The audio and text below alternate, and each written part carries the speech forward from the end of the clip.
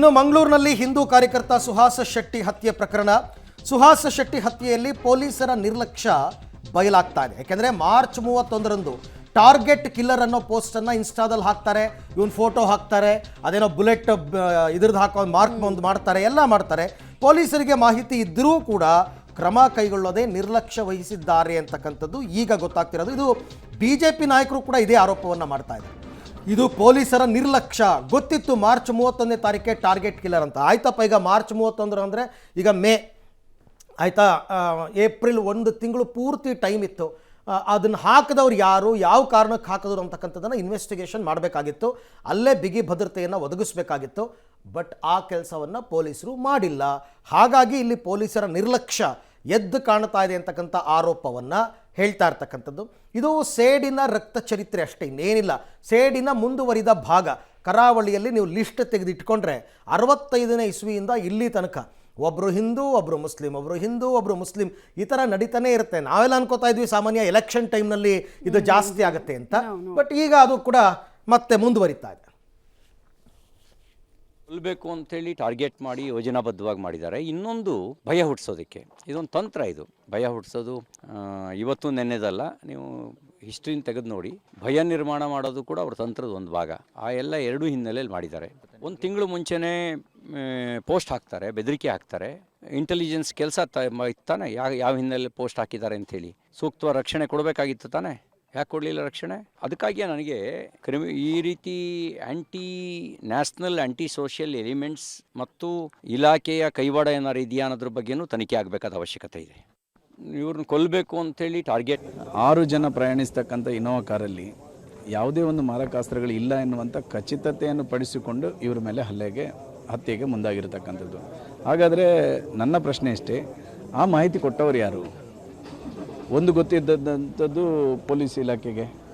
ನನ್ನ ಪ್ರಶ್ನೆ, ಈ ದೃಷ್ಟಿಯನ್ನಿಟ್ಟುಕೊಂಡು ರಾಷ್ಟ್ರೀಯ ತನಿಖಾ ದಳ ಇದನ್ನು ಸಮಗ್ರ ತನಿಖೆ ಮಾಡಬೇಕು. ಯಾರು ಇದರ ಹಿಂದೆ ರೂಪುರೇಷೆ ಹಾಕಿದ್ದಾರೆ, ಯಾರು ಇದಕ್ಕೆ ಸಹಕಾರ ಕೊಟ್ಟಿದ್ದಾರೆ, ಎಲ್ಲವೂ ಬಯಲಿಗೆ ಬರಬೇಕು. ಅದರಿಂದಾಗಿ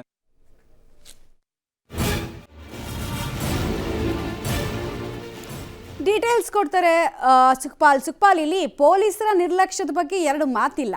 ಬಟ್ BJP ಅವ್ರು ಹೇಳಿತಾರೇ ನಾವು ಆಲೋಚನೆ ಮಾಡೋದಕ್ಕಾಗಲ್ಲ. ಅವ್ರು ಹೇಳ್ತಾ ಇರೋದು ಪೊಲೀಸರೇ ಇನ್ಫಾರ್ಮೇಷನ್ ಸೋರಿಕೆ ಮಾಡಿಬಿಟ್ರು ಅಂತ. ಬಟ್ ಇನ್ನೊಂದು ಆಯಾಮ ಇದೆ. ಕಾರಣ ಇನ್ನೂ ಉಳಿದ 5 ಜನ ಇದ್ರು, ಅವರು ಹೇಳಿರ್ಬೋದಲ್ವಾ, ಪೊಲೀಸರು ಎಲ್ಲ ಬಿಟ್ಟು ಸುಹಾಸ್ ಶೆಟ್ಟಿಯನ್ನೇ ಯಾಕೆ ಟಾರ್ಗೆಟ್ ಮಾಡಿಸಿ, ಪೊಲೀಸರಿಗೆ ಇರೋ ಇಂಟ್ರೆಸ್ಟ್ ಏನು ಅದರಲ್ಲಿ? ಈ ಪ್ರಶ್ನೆಗಳು ಬರುತ್ತಲ್ವಾ?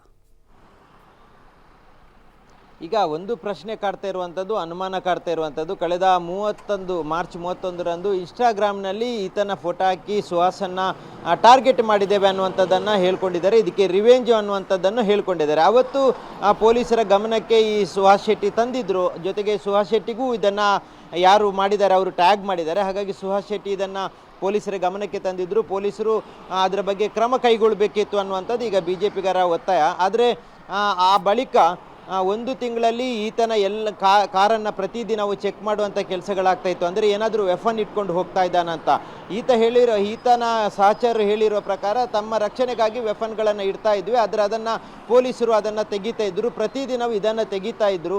ಮತ್ತು ಯಾವುದಾದ್ರೂ ಮಾರಕಾಸ್ತ್ರಗಳನ್ನು ಇಟ್ಕೊಂಡ್ರೆ ಎಚ್ಚರ ನಿನಗೆ ಅನ್ನುವಂಥ ರೀತಿಯಲ್ಲಿ ಪೊಲೀಸರು ಬೆದರಿಕೆಗಳನ್ನು ಹಾಕ್ತಾ ಇದ್ರು ಅನ್ನುವಂಥದ್ದು ಅವನ ಜೊತೆ ಇದ್ದವರು ಹೇಳಿರುವ ಮಾತುಗಳು. ಹಾಗಾಗಿ ಒಂದು ವೇಳೆ ಅದನ್ನು ಇಟ್ಟಿದ್ದರೆ ನಾವಿವತ್ತು ಬದುಕ್ತಾ ಇದ್ವಿ, ಅವನನ್ನು ಉಳಿಸ್ತಾ ಇದ್ವಿ ಅನ್ನುವಂಥ ಮಾತುಗಳನ್ನು ಅವನ ಜೊತೆ ಇದ್ದವರು ಹೇಳ್ತಾ ಇರುವಂಥದ್ದು. ಆದರೆ ಪೊಲೀಸರು ಆತ ಏನಾದರೂ ಇನ್ನೊಂದು ಕೃತ್ಯ ಮಾಡಲಿಕ್ಕೆ ಈ ವೆಫನನ್ನು ಇಟ್ಕೊಂಡಿದ್ದಾನೆ ಅನ್ನುವಂಥ ರೀತಿಯಲ್ಲಿ ಅದನ್ನು ತೆಗೆದಿದ್ದಾರೆ. ಹಾಗಾಗಿ ಅದನ್ನು ತೆಗೆದಿರುವಂಥದ್ದು ಪ್ರತಿದಿನವೂ ಆತನನ್ನು ವಿಚಾರಣೆ ಮಾಡ್ತಿದ್ರು, ಚೆಕ್ಕಿಂಗ್ ಮಾಡ್ತಾಯಿದ್ರು. ಹಾಗಾಗಿ ಅದನ್ನು ತೆಗಿತಾ ಇದ್ವು ಅನ್ನುವಂಥದ್ದು ಪೊಲೀಸ್ ಇಲಾಖೆ ಹೇಳುವಂಥದ್ದು. ಆದರೆ ಈಗ ಇರುವಂಥದ್ದು ಆತ ಆ ಸಂದರ್ಭದಲ್ಲಿ ಹತ್ಯೆಗೆ ಮಾಡುವಂಥ ಸಂದರ್ಭದಲ್ಲಿ ಯಾರು ಆರೋಪಿಗಳು ಬಂದಿದ್ರು ಅವರು ಕರೆಕ್ಟಾಗಿ ಎಲ್ಲವನ್ನ ಎಕ್ಸಿಕ್ಯೂಷನ್ ಮಾಡ್ತಾಯಿದ್ರು. ಅಂದರೆ ಬಂದಂಥ ಸಂದರ್ಭದಲ್ಲಿ ಯಾವ ರೀತಿಯಾಗಿ ಅಲ್ಲಿ ಗಾಡಿಯನ್ನು ಅಡ್ಡ ಹಾಕಬೇಕು, ಜೊತೆಗೆ ಗಾಡಿ ಅಡ್ಡ ಹಾಕಿದ ನಂತರ ಏನೆಲ್ಲ ಮಾಡಿ ಅವನನ್ನು ಹತ್ಯೆ ಮಾಡಬೇಕು, ಇದೆಲ್ಲ ಪ್ಲ್ಯಾನ್ಗಳನ್ನು ಮಾಡ್ಕೊಂಡಿದ್ದಾರೆ. ಜೊತೆಗೆ ಅಲ್ಲಿದ್ದಂಥ ಸ್ಥಳೀಯರು ಅದೇ ರೀತಿಯಾದಂಥ ಸಹಕಾರವನ್ನು ಕೊಟ್ಟಿರುವುದನ್ನು ನಾವು ದೃಶ್ಯದಲ್ಲಿ ಗಮನಿಸ್ಬೋದು. ಜೊತೆಗೆ ಚಿತ್ರೀಕರಣವು ಅದೇ ರೀತಿ